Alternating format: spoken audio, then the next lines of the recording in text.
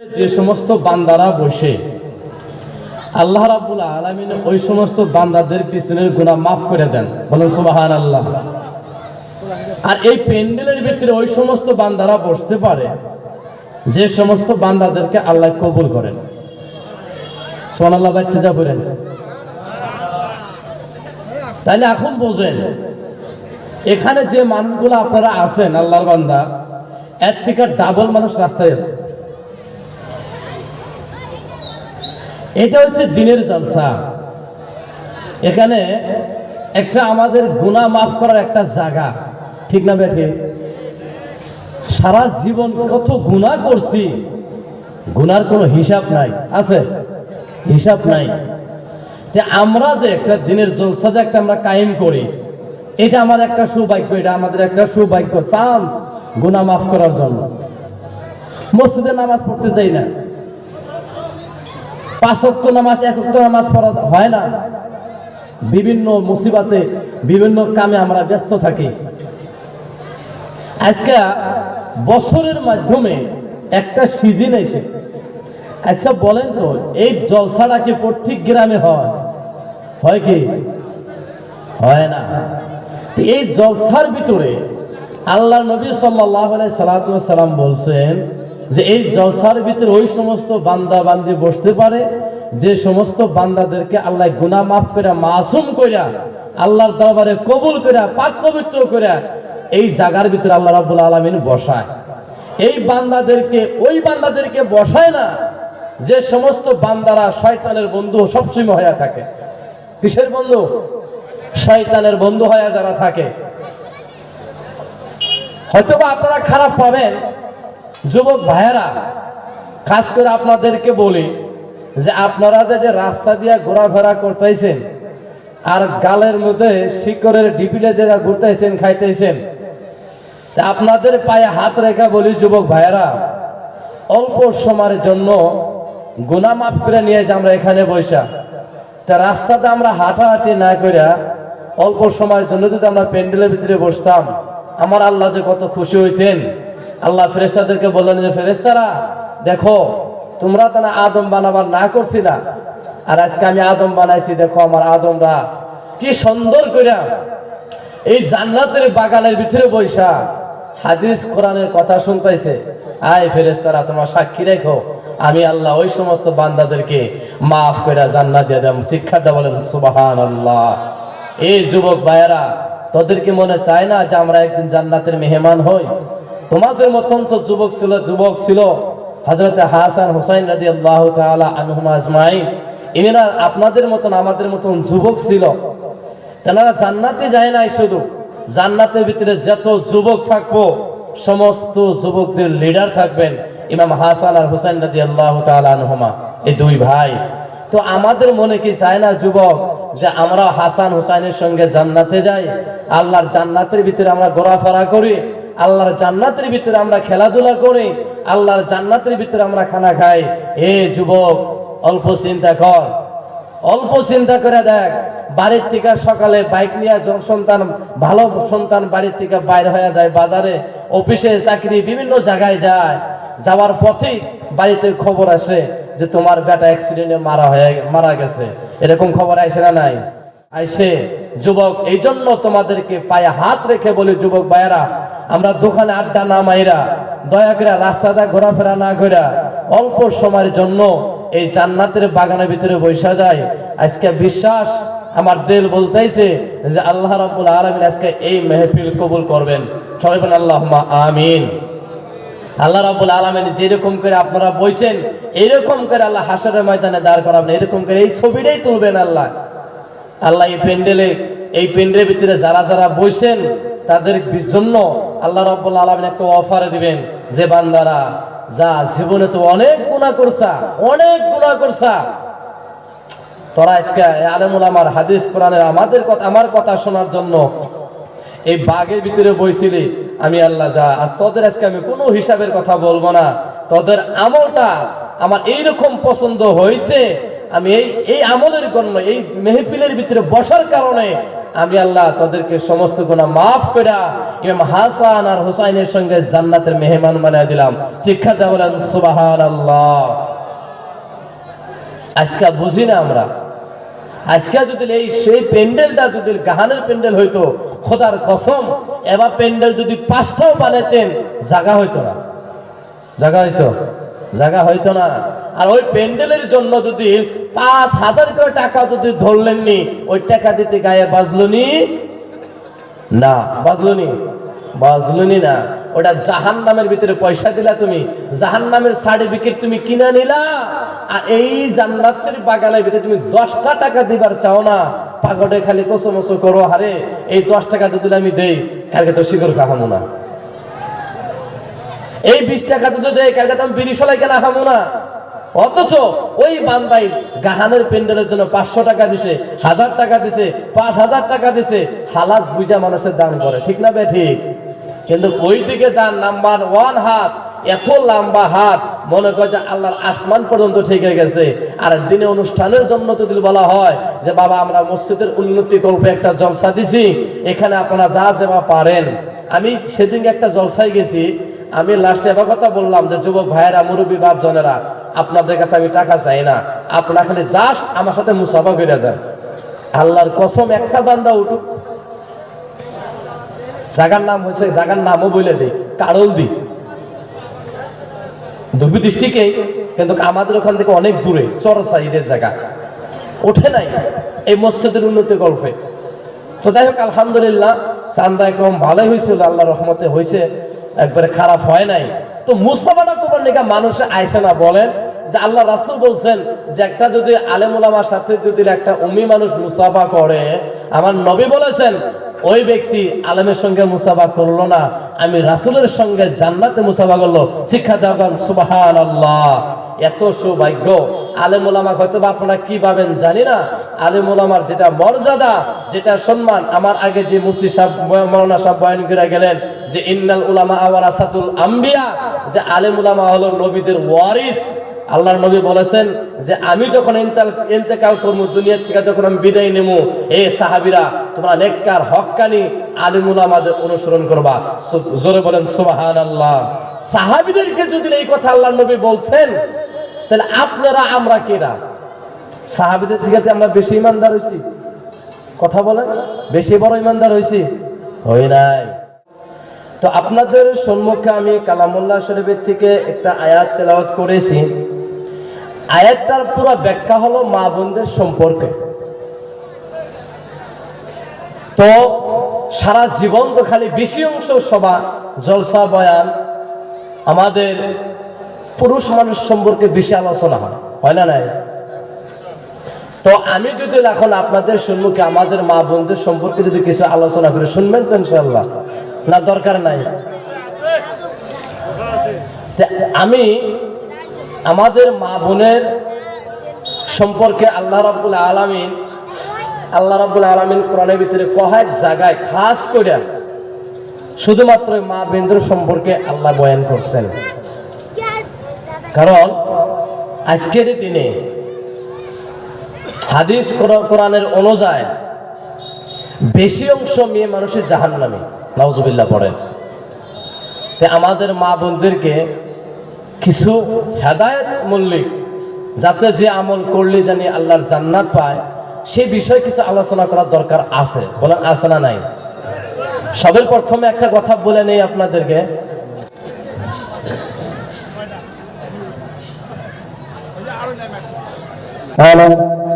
সমস্ত ভলান্টিয়ারকে বলা হচ্ছে আপনারা দয়া মেহেরবানি করে ওই মহিলা প্যান্ডেলের ওখানে প্যান্ডেলওয়ালা গেছে, তাদের সঙ্গে সাথ দিয়ে মহিলাদের একদম জায়গা হচ্ছে না, দয়া মেহেরবানি করে সমস্ত ভলান্টিয়ার ওখানে সহায়তা করুন প্যান্ডেলওয়ালা ভাইদের সঙ্গে। আর মা ও বোনেরা আপনারা একটু চাপে চেয়ে বসেন, মা দেখাই যায় যে অবস্থা কি রকম। যাই হোক, আল্লাহ রাব্বুল আলামিন বলেন ওয়াকুল লিল মুমিনাত। কুল হলো আমরের সিগা। এই কুল শব্দের অর্থ হলো বইলা দেওয়া।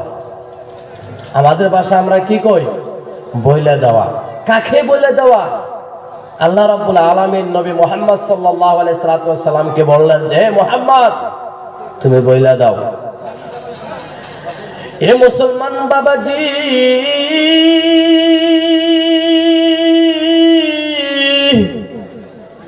আমার দয়ার আল্লাহ নবী মুহাম্মদকে বললেন মুহাম্মদ তুমি দুনিয়ার জমিনে যত মুমিনাত মেয়ে আছে লিল মুমিনাত সমস্ত মুমিন মেয়েদেরকে জানায়া দাও এ পর্দার মা বোনেরা গো,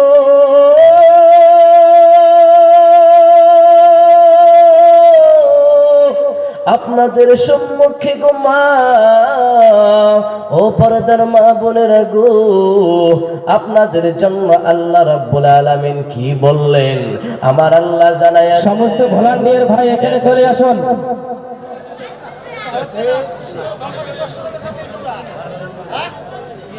সমস্ত ভলান্টিয়ার ভাই চলে আসুন। মহিলাদের অবস্থা বিশেষ একটু ভালো না, আপনারা দয়া মেহেরবানি করে সমস্ত ভলান্টিয়ারকে বলা হচ্ছে দয়া মেহেরবানি করে আপনারা এখানে চলে আসুন।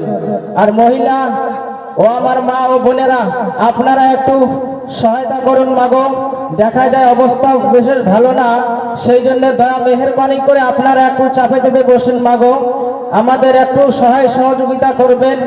সমস্ত ভলান্টিয়ার ভাই তোমরা এখানে আসুন মাগো, একটু ধৈর্য ধরবেন মাগো, একটু ধৈর্য ধরবেন, বিশৃঙ্খলা ঘটাবেন না, দিদি বিশৃঙ্খলা ঘটাবেন না, একটু ধৈর্য ধরুন মাগো। আর সমস্ত ভলান্টিয়ার ভাইকে বলা হচ্ছে যে আপনারা এখানে তাড়াতাড়ি চলে আসবেন, আপনারা এখানে দয়া করে তাড়াতাড়ি চলে আসবেন। হ্যাঁ হুজুর শুরু করুন।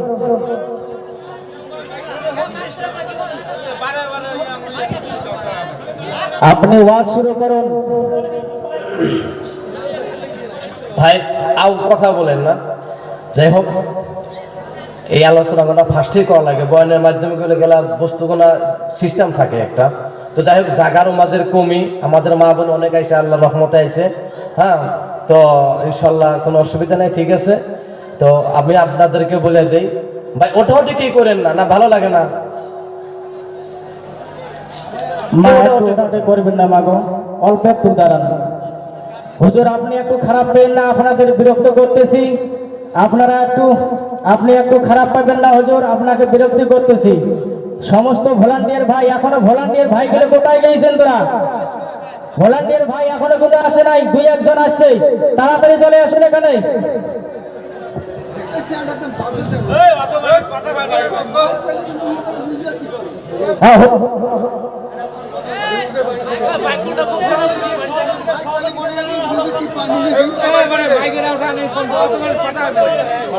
হচ্ছে ভাই গেছে অঞ্চল হবে, ওখানে দরকার জায়গার। তো ভাইয়েরা খারাপ পায়েন না, আমি আর কি খারাপ হম, আপনারা পায়েন না। কারণ আমাদের অভ্যাস, মানে মানুষ খারাপ পাইলে আমাদের বাবা শোনা করে বুঝান নাকি, কিন্তু আমরা যে খারাপ পাই এটা আল্লাহ ছাড়া কেউ বুঝে না, বুঝেন নাই? তো যাই হোক আল্লাহ সবাইকে কবুল করে বলেন আল্লাহুম্মা আমিন। তো বলতেছিলাম যে আল্লাহ রাব্বুল আলামিন নবী মুহাম্মদকে ডাক দিয়া বললেন যে হে মুহাম্মদ লিল মুমিনাত সমস্ত মুমিন মেয়েদেরকে তুমি জানাইয়া দাও। এ বন্ধু আমার আল্লাহ রাব্বুল আলামিন নবী মুহাম্মদকে যখন ডাক দিলেন আমার আল্লাহ জানাইয়া দিলেন মুহাম্মদ এই দুনিয়ার জমিনে যত মহিলা আছে সমস্ত মহিলাদেরকে বলে দাও। আমার নবী বললেন আল্লাহ আমি নারী জাতকে কি বলে দিব? এ মুসলমান বাবাজি আমার আল্লাহ তার বলে বললেন ইয়াগদুদুনা মিন আবসারিহিন্না, আমার আল্লাহ জানিয়ে দিলেন ও দুনিয়ার নারী জাত, ও দুনিয়ার মহিলারা তোমরা শুনে নাও, শুনে নাও, তোমাদের চোখ যা আছে, তোমাদের চোখ আছে, এই নজরটা কি তোমরা গোমা নিচের দিকে ঝুঁকায়া রাখবা। এই চোখ দ্বারাই তোমাদেরকে কি বুঝাইলেন? আমার আল্লাহ বুঝাইয়া দিলেন ও দুনিয়ার মহিলারা তোমরা শুনে নাও, শুনে নাও, তোমাদের চোখের দ্বারাই জানি কোনো গুনাহ হয় না। এরপর তার মা বলে রাখো তোমাদেরকে আল্লাহ জানাইয়া দিলেন, ও মহিলারা রে, তোমাদের চোখ আমি নিচে ঝুঁকাইয়া রাখার জন্য হুকুম করলাম। এটার দ্বারাই আমি তোমাদেরকে বুঝাইয়া দিলাম, তোমাদের চোখের পর্দা করো। অল্প জোরে বলেন না সুবহানাল্লাহ। ও মা বোনেরা গো মা, আমিও তো একজন মায়ের সন্তান গো মা। তোমাদের মতন মা ছিলেন মা খাদিজা, তোমাদের মতন মা ছিলেন মা আয়েশা সিদ্দিকা, তোমাদের মতন একজন মহিলা ছিলেন হযরতে ফাতিমা। তেনারা কিভাবে জান্নাতে গিয়েছে? এ মুসলমান মা বোনেরা গো, আমার আল্লাহ আপনাদের চোখের পর্দা করার হুকুম করেছেন। এই চোখটা যদি পর্দা করার হুকুম করেন আমার আল্লাহ, তারপরে তোমাদেরকে কি কথা বলা, কি কাম করার জন্য হুকুম করেছেন আমার আল্লাহ জানাইয়া দিলেন, ওয়ায়াহফাজনা ফুরুজাহুন্না। এ দুনিয়ার নারীরা রে, তোমাদেরকে আমি বলে দিলাম তোমাদের শরীরটা আর তোমাদের শরমগা হেফাজতে রাখবা। এ যুবক ভাইরা রে, ও মুরব্বি বাবা জানেন, কারণ মেয়েদেরকে যে পোশাক কিনে দেয় ওই কাপড়টা ওই মেয়েটা পরিধান করে। কারণ স্বামী যদি স্ত্রী যদি ব্লাউজ কিনে দেয়, ব্লাউজ নেয়, তোমার স্ত্রী তুমি যেভাবে পোশাক কিনে দিবা তোমার স্ত্রী ওই পোশাকই তো পরিধান করবে। এ মুসলমান ভাই রে, মনে রাখবা, মনে রাখবা, একটা মহিলা যদি জাহান্নামে যায়, এই একটা মহিলা জাহান্নামে যাওয়ার কারণে 4 জন করে পুরুষ ওই মহিলাটা জাহান্নামে নিয়ে যাবে। এই কথাটা পরে বলতেছি রে বাবা, দিলের কান্ডা লাগায়া শুনবা। এ বন্ধু, আমার আল্লাহ যে বললেন, ও দুনিয়ার মহিলারা রে, তোমাদের শরীরটাকে তোমরা হেফাজতে রাখবা। তোমাদের শরীরের কোন জানি অঙ্গ দুনিয়ার কোন বেগানা পুরুষের দেখতে পায় না। তোমাদের শরীরের কোন অংশ দুনিয়ার কোন বেগানা পুরুষ জানি দেখে না। তোমার স্বামী ছাড়া তোমার কেউ জানি দেখতে পায় না। এ মুসলমান বাবাজি, আল্লাহ রাব্বুল আলামিন বলেছেন, তোমার স্বামী ছাড়া তোমার শরীরের কোন যদি অঙ্গ কোন বেগানা পুরুষে দেখে, আমার আল্লাহর নবী বলেছেন, আল্লাহর কসম খাইয়া বলি, ওই মহিলাটা জাহান্নামের আগুনে জ্বলবে। অল্প জোরে বলেন না নাউজুবিল্লাহ। তোমায় এরকম তোমার বিবিকে কাপড় কিনা দিছাও, এইরকম তুমি ফিতালা পিট কাটা ব্লাউজ কিনা দিছাও, তোমার বিবিকে কাপড় পরিধান করাও। কাপড় পরিধান করানোর পরেও তোমার বিবির পেট বিন পুরুষে দেখে, তোমার বিবির পিঠ বিন পুরুষে দেখে, তোমার বিবির হাতের ডানা কোনো মানুষ দেখে, তোমার বিবির চুল বেগানা পুরুষে দেখে, তোমার বিবির সিনা বেগানা পুরুষে দেখে, তোমার বিবির গলা বেগানা পুরুষে দেখে। আল্লাহর কসম খেয়ে বলি রে ভাই, ওই মেয়েটা যে জাহান্নামে যাবে, একা যাবে না, একা যাবে না। আমি বলেছিলাম 4 জন পুরুষকে জাহান্নামে নিয়ে যাবি, তার মধ্যে থেকে 1 নাম্বার হবে তার বাবা। কার বাবা? মেয়েটার বাবা। কারণ বিয়া হওয়ার আগ পর্যন্ত বাবার কাছে মেয়েটা জিম্মাদারে থাকে, থাকে না নাই? থাকে না নাই? বলেন ভালো করে মনোযোগ দিয়ে শুনবারে বাবা, জান্নাত কিন্তু মামার বাড়ির হালুয়া না, আবার কিন্তু জাহান্নাম হলো হসুর বাড়ির সম্পত্তি। জাহান্নাম কিসের সম্পত্তি? হসুর বাড়ির সম্পত্তি। কারণ হসুর বাড়ির সম্পত্তি যায় না, যাইস যাইছে না, যাইস যৌতুক হালাল। যৌতুক খাওয়া যে কথা, শুয়ে পায়খানা খাওয়া একই কথা। তাহলে জাহান্নাম তো হারামি না? জাহান্নামে ভালো বস্তু আছে? হ্যাঁ, ভালো বস্তু নাই। তো জান্নাত মামা বাড়ি হালুয়া পাইবেন না। জান্নাত হাসিল করার গেছে অনেক কষ্ট দরকার, অনেক মেহনতের দরকার, অনেক পরিশ্রমের দরকার। এই ঠান্ডা পানিতে ওযু করে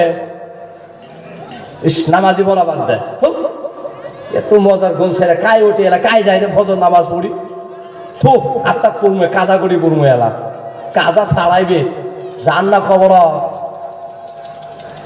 তো মেয়েটা যদি জাহান্নামে যায়, কয়টা পুরুষ জাহান্নামে নিয়ে যাব? 4টা। মনে ভালো করে শুনবেন। 1 নম্বরে যাব মেয়েটার বাবা, অর্থাৎ বিয়ে দেওয়ার আগ পর্যন্ত পুরা জিম্মাদার, পুরা দায়িত্ব কার উপরে থাকে? বাবার উপরে থাকে। 2 নম্বরে দায়িত্ব, 2 নম্বর পুরুষ যাব ওই মেয়েটার বড় ভাই, কারণ বাবার পরে দায়িত্ব কার উপরে এসে? বড় ভাইয়ের উপরে এসে। 3 নম্বরে পুরুষ যাব আর স্বামী, মেয়েটার স্বামী। 4 নম্বর পুরুষ যাব ওই মেয়েটার বড় ছেলে। এই 4 জন পুরুষকে নিয়ে ওই মেয়েটা জাহান্নামে যাব। নাউজুবিল্লাহ পড়েন না। তা আমরা জাহান্নামে যাবো না জান্নাতে যাবো? যদি জান্নাতে যাবার নিকা চাও রে মুমিন, জান্নাতের কিছু আমল আছে। এ মুসলমান বাবাজি, জান্নাতে কেমনে যাইবা? তোমার বিবিকে এত সুন্দর একটা লাল টুকটুকি শাড়ি কিনে দিলা, ওই বিবি তোমার সামনে জীবনে মুখের ভিতরে সোনু পাউডার লাগায় না। তুমি এরকম একদিন নিয়ে তোমার বিবিকে মার্কেটে নিয়ে যাওয়ার জন্য বাইর হইলা, তোমার বিবি এত সুন্দর করে সাজগুজ করলো। এ মুসলমান বাবাজি, তোমার বিবিকে তুমি এইরকম পোশাক পরিধান করাইলা, যে পোশাক পরিধান করার কারণে বেগানা পুরুষে দেখে তোমার বিবির দিকে নজর যায়, ওই বিবি তোমাকে জাহান্নামে ফেলাইয়া দিবে। আমার নবী বলেছেন, ও দুনিয়ার নারী জাতি, ও দুনিয়ার মানুষেরা শোনো, এইরকম একটা জামানায় আসবো যে জামানার ভিতরে 3 শ্রেণীর মানুষ পোশাক পরিধান করবে। মেয়েরা 3 নমুনার পোশাক ব্যবহার করবে। জামানার সঙ্গে আল্লাহর নবীর সঙ্গে কথা মিল আছে কিনা ভালো করে শুনবেন। ও মুসলমান ভাইরে, আমার নবী বলেছেন এইরকম একটা জামানায় আসবো, ওই জামানার ভিতরে মেয়েরা কাপড় পিন্দিবে। কাপড় পরিধান করার পরে ওই মহিলাটাকে শরীয়তে বলা হয় উলঙ্গ। অল্প জোরে বলেন না নাউজুবিল্লাহ। এ মুসলমান মা বোনেরা গো, এই কাপড় পরিধান করার পর মেয়েটাকে কেন উলঙ্গ পরা বলা হইল? শরীয়ত ওই মেয়েটাকে কেন সাপোর্ট করলো না? ও মুসলমান বাপসাদিরা, দিনের কান্ডা লাগাইয়া শুনবা। ও পর্দার মা বোনেরা গো, আপনাদেরকে বলে যাই গো মা, এই কাপড় এইরকম পাতলা হবে, এইরকম পাতলা হবে কাপড়টা পাতলা হওয়ার কারণে ওই মেয়েদের শরীরের সব অঙ্গগণা দেখা যাবে। এই জন্য আমার নবী বলেছেন, ওই মেয়েটা যদি মারা যাওয়ার পরে মেয়েটা তো জান্নাত তো দূরের কথা, ওই মেয়েটার কবর থেকে জান্নাতের খুশবু 500,000 বছর দূরে থাকবে। অল্প শিক্ষার দা বলেন না নাউজুবিল্লাহ। তাহলে প্রথম পুরুষ কাপড় পিন্দিব কি? হালকা, একবারে পাতলা বারিক কাপড় যেটাকে বলে। তো এই বারিক কাপড় আমাদের মা বোনে পরিধান করে না নাই? করেন, বলেন, করে না নাই? 2 নম্বর নবীজি বলেছেন, এইরকম নাকিস কাপড় পরিধান করবি। নাকিস শব্দের অর্থ হলো শর্ট কাপড়। এইরকম শর্ট কাপড় পরিধান করবে মেয়েরা, যে শর্ট কাপড় পরিধান করার কারণে মেয়েদের পিঠ দেখা যাবে। ওই মেয়েদের শর্ট কাপড় পরিধান করার কারণে ঠ্যাংয়ের হাতের ডানা দেখা যাবে, গলা দেখা যাবে, সিনা দেখা যাবে। আমার নবী বলেছেন, ওই মহিলা যদি ইন্তেকাল করার পরে আল্লাহর কসম খেয়ে বলি রে ভাই, ওই মহিলা জান্নাতে দূরের কথা, জান্নাতের খুশবু জাহান্নামে থেকে 500,000 দূরে বছর থাকবে। অল্প নাউজুবিল্লাহ পড়েন না জোরে। এ মুসলমান ভাইরা রে,